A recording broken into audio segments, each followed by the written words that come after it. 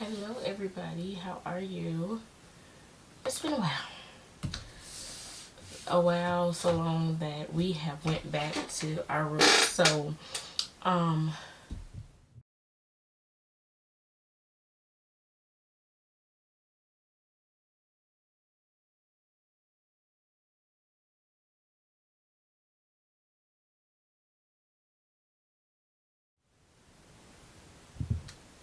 Hello everybody, how are you? Welcome back to my channel. It's been a while, so long that for the month of September, we have decided to go back to our roots. Roots, however you want to say it. So a couple years ago, I was an avid passion planner user when they first had their little initiative to like get their company started. I was one of the first ones to like purchase the product, to really love this planner. And over the last few months, it's just been like, I don't know. Like, I don't know what I want to use, how I want to use it. And I just kind of was getting in like a true rut about what it is I needed, how I needed to go about it. And I needed to have a planner that was going to get me through the process of actually getting the stuff done that I needed to do. So I thought about it for a while. I've been looking at some 2025 other planners, and I just honestly, in my head, I'm just like, just go back to what you know. Like, go back to what worked years ago when you were getting your master's, years ago when everything was going right. And to me, it was a passion planner. So I got the, I think this is now called the mid-year instead of the academic planner. This is the medium size. Let me see if you can get the whole thing in the camera. Okay. And this is the Enchanted Garden version of the planner. Love plants, so this was perfect for me.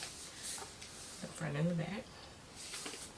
Okay, so I decided to go back to this because this is what I know, and this is kind of like what it is, honestly, that I absolutely love. So it starts off with how to build your planner practice, like how to go over it, how to really get deep into the things that you need to get into in order to make this planner work for you. I went ahead and drew out my passion roadmap. And this is just things that, in my opinion, are things that I want to do in the next few months or years. And then I kind of took that to create my game changer. So this is like the one thing that is going to help me change the game for everything else.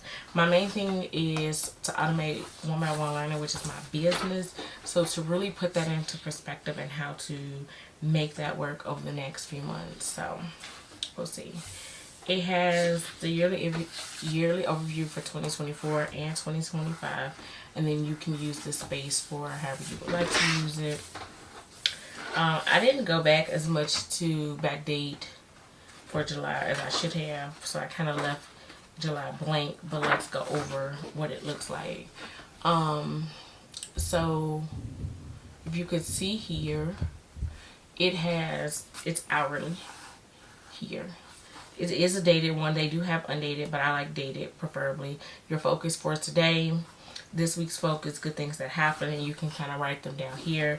It has like a quote here, and then it also has like a little, I guess, self-care thing, something that you can go back and do each month.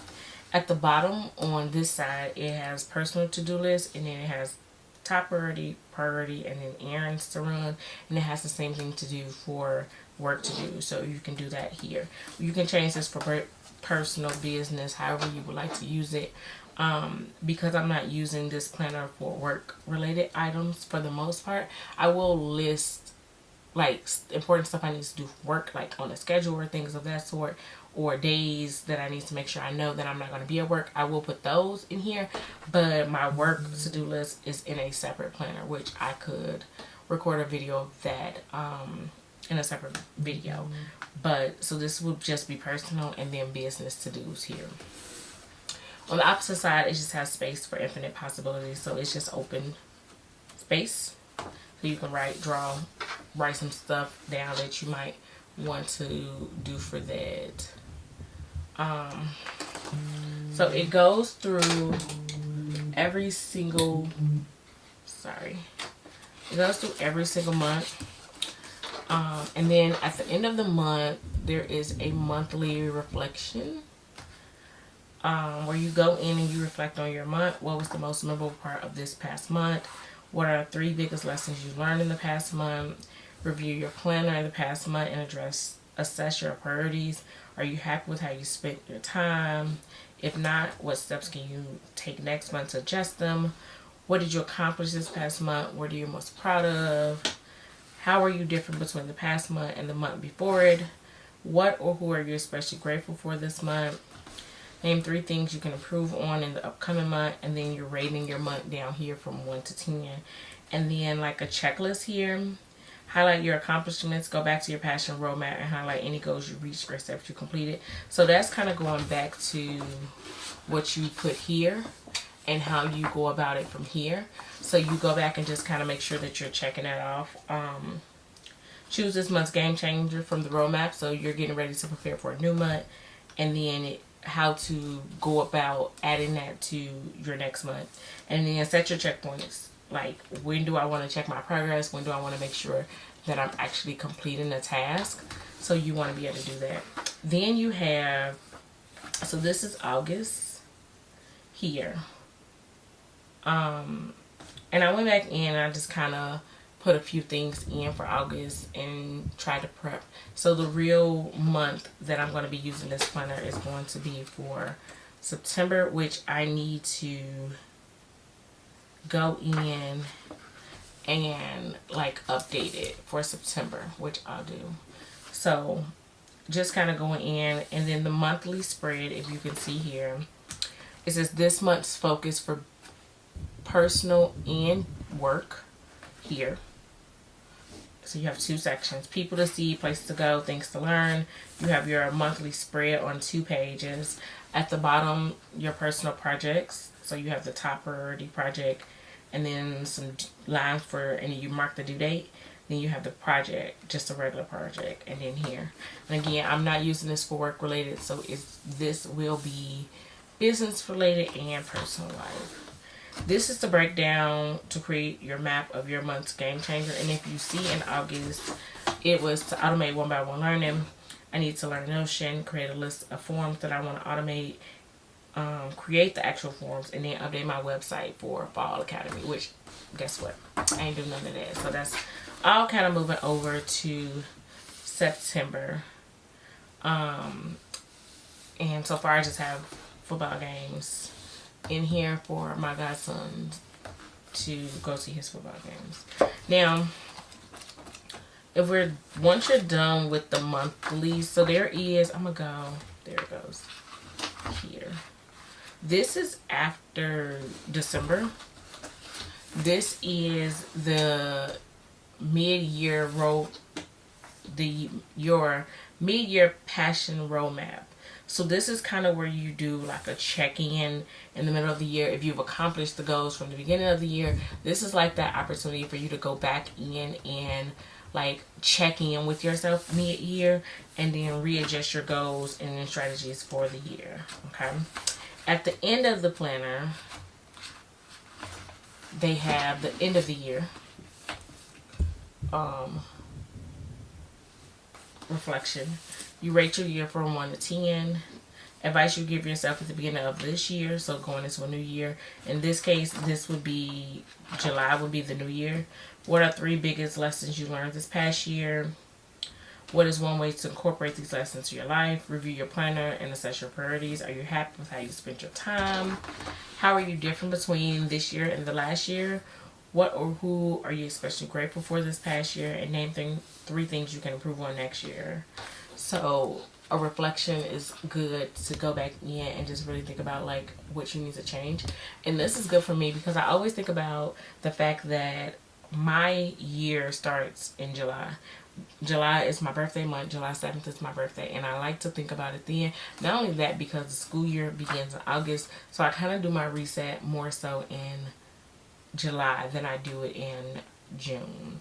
Then I do it in January, sorry. Then I do it in January. So this is good for me because right before July 1st comes around, I will be needing a new planner.